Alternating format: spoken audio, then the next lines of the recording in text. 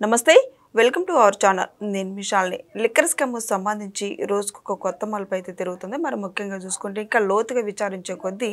కొత్త పేర్లు అయితే వెలుగులోకి వస్తాయి మరి ముఖ్యంగా చూసుకుంటే బెయిల్ మీద ఎవరైతే బయటకు వచ్చారో వాళ్ళకి హైకోర్టు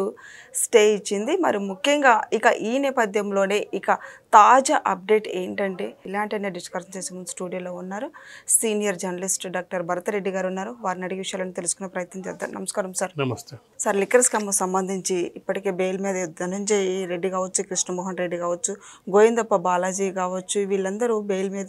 బయటకు వచ్చేసారు అయితే ఈరోజు హైకోర్టు అయితే స్టే ఇచ్చింది అయితే తర్వాత ఇక మిథున్ రెడ్డి అయితే ఓటు వేయాలని చెప్పి ఆయన కూడా వచ్చారు అదే 11వ తేదీకి ఆయన సరెండర్ అవ్వాలి సో వీళ్ళందరికీ కూడా 12వ తేదీ వరకు రిమాండ్ పొడిగించింది అసలు ఇంకా తాజా అప్డేట్ ఏంటి అంటే లిక్కర్ స్కామ్ సంబంధించి ఏం చెప్తారు సార్ లిక్కర్ స్కామ్ సంబంధించి దాదాపు అందరు నిందితుల్ని నిన్న ఏసీబీ కోర్టులో ప్రవేశపెట్టడం జరిగింది అయితే ఏసీబీ కోర్టులో ప్రవేశపెట్టే సందర్భంలో సిట్ దర్యాప్తు బృందం చెప్పింది ఏంటంటే ఇంకా వివరాలు సేకరించాల్సిన అవసరం ఉంది ఇంకా పూర్తి వివరాలు చెప్పలేదు సహకరిస్తలేరు ఇంకా నిందితులు సహకరిస్తలేరు కాబట్టి బెయిల్ గడువును పొడిగించాలని చెప్పి వాళ్ళు కోర్టుకు వినతించడం జరిగింది దానికి అనుగుణంగా అంటే ఇప్పటికే కొంతమందికి ఎవరికైతే ధనంజయ రెడ్డి కానీ కృష్ణమోహన్ రెడ్డి కానీ బాలాజీ గోవిందప్పకి కానీ కోర్టు వాళ్ళు బెయిల్ ఇచ్చినప్పటికీ దాన్ని కూడా సస్పెండ్ చేయాలని చెప్పి కూడా వీళ్ళు సిట్ బృందం కోర్టుకు తెలియడం జరిగింది అందుకు అనుగుణంగా వాళ్ళకు కూడా క్లోజ్ చేయడం జరిగింది వాళ్ళది కూడా రద్దు చేయడం జరిగింది అయితే ఇక్కడ మిథున్ రెడ్డి విషయంలో కొన్ని ప్రత్యేక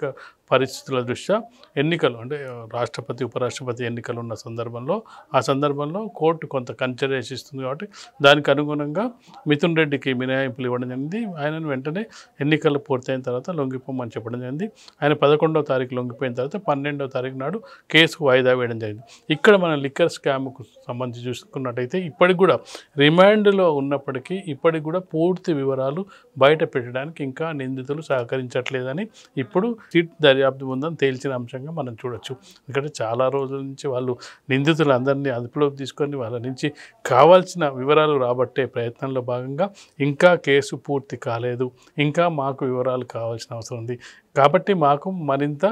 రిమాండ్కు మరికొద్ది రోజులు కావాలని చెప్పి సిట్ బృందం ఏదైతే చెప్తుందో ఖచ్చితంగా కూడా ఇప్పుడు ఎవరైతే చెవిరెడ్డి భాస్కర్ రెడ్డితో సహా కేసీ రెడ్డితో సహా వీళ్ళందరూ వెంకటేష్ నాయుడు వీళ్ళందరూ కూడా ఇప్పటికి కూడా ఎవరినో కాపాడే ప్రయత్నం చేస్తున్నారు అది ఎవరైనా కావచ్చు జగన్మోహన్ రెడ్డి లేకపోతే ఇంకోరా వాళ్ళని కాపాడే ప్రయత్నమే చేస్తున్నట్టుగా కనిపిస్తుంది కాబట్టి కానీ ఇప్పటికి కూడా పూర్తి స్థాయిలో వాళ్ళు వివరాలన్నీ కూడా ఏదైతే దర్యాప్తు సంస్థలు సేకరించిన వివరాలను మాత్రమే వాళ్ళు బయట పెట్టారు కానీ వీళ్ళ నుంచి ఎలాంటి వివరాలు వచ్చాయి ఇప్పటివరకు సిట్ దర్యాప్తు బృందం అయితే ఇప్పటికి బయట పెట్టలేదు వీళ్ళే దర్యాప్తు చేసి డబ్బులు ఎక్కడి నుంచి వచ్చాయి డబ్బులు ఎక్కడి నుంచి ట్రాన్స్ఫర్ అయ్యాయి ఎక్కడి నుంచి ఎక్కడికి వెళ్ళాయి ఎక్కడ భూములు కొన్నారు ఏ భూములు ఎక్కడికి ట్రాన్స్ఫర్ అయ్యాయి అంటే ఇవన్నీ కూడా దర్యాప్తు బృందం సేకరించిన ఆధారాల ఆధారంగా వాళ్ళని దర్యాప్తు చేస్తున్నారు ఆ దర్యాప్తులో వాళ్ళు ఏమాత్రంగా సహకరిస్తున్నట్టుగా కనిపించట్లేదు ఎందుకంటే మనం చూసినట్టయితే మినిస్టర్నే మనం ఎక్సైజ్ మంత్రి నారాయణ స్వామిని చూసుకున్నట్టయితే లిక్కర్ పాలసీ ఎందుకు మార్చారంటే నాకు తెలియదని చెప్పడం జరిగింది అంతా పై వాళ్ళు అని చెప్పడం జరిగింది ఆ పై వాళ్ళు ఎవరు అంటే ఆయన చెప్పలేదు చాలా అంశాల్లో తప్పించుకునే ప్రయత్నం చేయడం జరిగింది కాబట్టి ఇప్పటికి కూడా ఏదైతే సిట్ అధికారులు చెప్తున్నారో ఇప్పటికి కూడా పూర్తి స్థాయిలో వివరాలు ఈ అరెస్ట్ అయిన వాళ్ళు సహకరించట్లేనట్టుగా మనకు తెలుస్తుంది కాబట్టి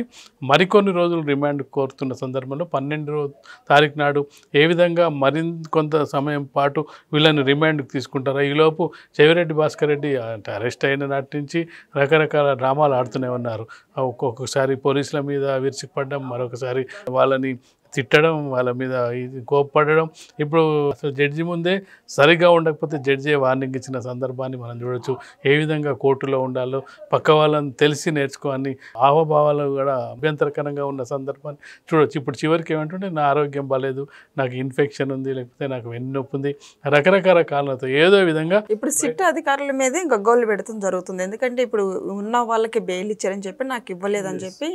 ఆ సిట్ అధికారుల మీద గగ్గోలు పెట్టడం జరుగుతుంది చెవిరెడ్డి భాస్కర్ రెడ్డి మొదటి నుంచి కూడా సిట్ కాదు అంటే అరెస్ట్ దగ్గర నుంచి మొదలు పెట్టుకుంటే అరెస్ట్ చేయడాన్ని నేను అసలు నాకు సంబంధం లేదు నన్ను అరెస్ట్ చేస్తున్నారు అని చెప్పి వాళ్ళని యుద్ధ వాతావరణం కల్పించి వాళ్ళ పోలీసులతోనే ఘర్షణ వాతావరణం నెలకొనేలాగా అరెస్ట్ మొదలుకుంటే హాస్పిటల్ తీసుకుపోయిన దగ్గర మొదలుకుంటే రిమాండ్ ఎప్పుడు కోర్టుకు హాజరుపరిచినా ఇలాంటి ప్రవర్తన చేస్తూ ఉన్నాడు ఇప్పుడు ఒకరిద్దరికి బెయిల్ రావడంతో వాళ్ళకి బెయిల్ వచ్చింది నాకెందుకు బెయిల్ రావలేదు అనే దీంతో అందుకే సిట్ అధికారులు ఏం చేశారంటే బెయిల్ ఎవరికి ఇచ్చినా కానీ అది బెదిరించే అంటే సాక్షుల్ని బెదిరించే ప్రయత్నం చేస్తారు, ప్రభావితం చేసే ప్రయత్నం చేస్తారు, కేసు తప్పుదో పట్టే ప్రమాదం ఉంది. ఎందుకంటే ఒక్కసారి కనుక ఒకరు బయటకు వెళ్ళిన తర్వాత అది రకరకాల ప్రభావం చూపే అవకాశం ఉంది. అందరూ ఒక్కొక్కరిని వాళ్ళు వివరాలు సేకరించి ఎవరైతే అందులో నిందితులుగా ఉన్నారో వాళ్ళందరినీ కూడా తీసుకొచ్చి జైల్లో రిమాండ్కి తీసుకుంటుంటే మరి ఒక్కొక్కరు బయటకు వెళ్తుంటే వాళ్ళు ఏదైతే ఇన్ని రోజుల నుంచి సేకరించిన వివరాలన్నీ కూడా వాళ్ళు బూడిదలో పోసిన పన్నీరు అవుతాయి. కాబట్టి ఖచ్చితంగా పూర్తి వాళ్ళ సమాచారం వచ్చిన తర్వాత పూర్తిగా వాళ్ళ ఆధారాలు సేకరించిన తర్వాత ఒక రిపోర్ట్ తయారు చేసి కోర్టుకు సబ్మిట్ చేసిన తర్వాత ఎలాగో వాళ్ళను విడుదల చేసే అవకాశం ఉంటుంది. పూర్తి స్థాయిలో సిట్ అధికారులు వాళ్ళను దగ్గర పెట్టుకునే అవకాశం లేదు, రిమాండ్లో ఉంచుకునే అవకాశం లేదు. న్యాయస్థానాలు తర్వాత శిక్ష విధించాల్సి ఉంటుంది, ఫైనల్ చేయాల్సింది న్యాయస్థానాలు. ఈలోపు వాళ్ళకి కావాల్సిన వివరాలు అక్కడ జరిగిన వాళ్ళు తీసుకున్న దర్యాప్తు సంస్థలో వాళ్ళకి వెల్లడైన అంశాలు వీళ్ళ నుంచి క్రాస్ ఎగ్జామిన్ ద్వారా వీళ్ళు ఏం చెప్పదలుచుకున్నారు, వీళ్ళ ఇన్వాల్వ్మెంట్ ఎంత ఉంది. ఒక్కొక్కరి దాదాపుగా 40 మంది పైన ఇప్పుడు వాళ్ళు నోటీసులు ఇవ్వడం జరిగింది. అందులో దాదాపు 12-13 మందిని అరెస్ట్ చేయడం జరిగింది. వీళ్ళ ఇన్వాల్వ్మెంట్ ఎంత ఉంది, ఇన్వాల్వ్మెంట్ డైరెక్ట్ ఉందా ఇండైరెక్ట్ ఉందా, ఎవరైనా చెప్పి చేయించారా వీళ్ళు సొంతంగా చేశారా, అసలు మూల కారణం ఎవరు, కర్త కర్మ క్రియ ఎవరు అనే దాని మీద దర్యాప్తు చేస్తున్న సందర్భంలో ఇప్పుడు సిట్ అధికారులు కూడా కోరుకుంటున్నది ఈ సమయంలో కీలక దశకు వచ్చిన సమయంలో వీళ్ళకు కనుక బెయిల్ మంజూరు చేసినట్టయితే ఇంతకాలం చేసిన దర్యాప్తు కూడా కొంత ఇబ్బందులు ఎదుర్కొనే అవకాశం ఉందనే ఉద్దేశంతో వాళ్ళు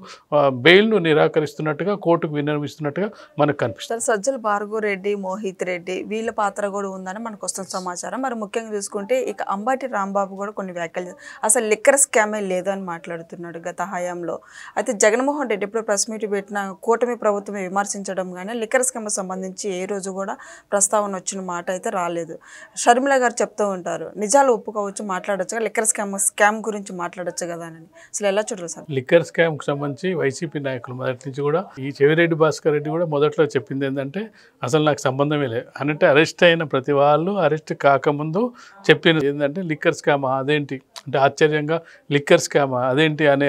రీతిలో వాళ్ళు వివరించడం జరిగింది. ఒక్కసారి దర్యాప్తు సంస్థల దగ్గర సిట్ దగ్గర ఉన్న వివరాలను వెల్లడించిన తర్వాత వాళ్ళు ఏం మాట్లాడలేకుండా ఇది రాజకీయ కక్ష సాధింపు చర్య అని చెప్తూ వస్తున్నారు. లిక్కర్ స్కామ్ జరిగిందనేది అక్కడ నిజమైన వార్త. వాళ్ళు దర్యాప్తు బృందాలు తేల్చాయి లిక్కర్ స్కామ్ జరిగింది. దాన్ని ఏ విధంగా డబ్బులు మళ్లించారు, ఎక్కడ మళ్లించారు, రూపకల్పన చేశారు. ఎందుకంటే మనకు కనిపిస్తుంది అంటే డిజిటల్ సిస్టమ్ నుంచి మాన్యువల్ సిస్టమ్కి లిక్కర్ పాలసీని మార్చడం జరిగింది. మార్చిన తర్వాత బ్రేవరీస్లను బెదిరించడం జరిగింది, సొంతంగా వాళ్ళతో పెట్టించ ఇవన్నీ కూడా దర్యాప్తు సంస్థలు సిట్ అధికారులు బయటపెట్టిన అంశాలే. వాటి మీద ఇప్పటివరకు కూడా వైసీపీ ఏనాడు కూడా స్పందించలేదు. మేము చేసింది లిక్కర్ పాలసీ కరెక్టే అని చెప్పలేదు. కరెక్టే ఒకవేళ లిక్కర్ పాలసీ మాన్యువల్ చేయడం ద్వారా మా ప్రభుత్వానికి ఇంత ఆదాయం వచ్చిందని చెప్పే ప్రయత్నం. ఆదాయం అంతా ఎక్కడికి పోయింది? 3,500 కోట్ల ఆదాయం అంతా ఎక్కడ పోయిందంటే సిట్ సేకరించిన ఆధారాల ప్రకారం 300 కోట్లు ఏదైతే ఎన్నికల అభ్యర్థుల ఖర్చుల కోసం ఖర్చు పెట్టడం జరిగింది. 3,200 కోట్లు ఎటు వెళ్ళింది అనే దాని మీద దర్యాప్తు చేస్తున్న నేపథ్యంలో కొన్ని చోట్ల డబ్బులు దొరకడం జరిగింది, కొన్ని చెక్ పోస్టుల డబ్బులు దొరకడం జరిగింది, కొన్ని చోట్ల భూములకు సంబంధించి ఇంట్లో వాళ్ళ పేరు మీదనో బినామీల పేరు మీదనో భూముల కొనుగోలు, బంగారం కొనుగోలు ఇవన్నీ కూడా బయటపడుతున్న నేపథ్యంలో ఒక్కొక్కరుగా వైసీపీ నేతలు ఇక అంటే ఆత్మరక్షణలో పడి ఇక ప్రభుత్వంపై దాడి తీవ్రం చేస్తున్నారు. అంటే వాళ్ళు దాన్ని సేఫ్ గేమ్ ఆడలేక ఇప్పుడు లిక్కర్ స్కామ్ గురించి ఏం మాట్లాడే పరిస్థితి లేక ప్రభుత్వంపై విరుచుకుపడి ప్రయత్నాలు చేస్తున్నారుగా మనకు కనిపిస్తుంది. Thank you sir.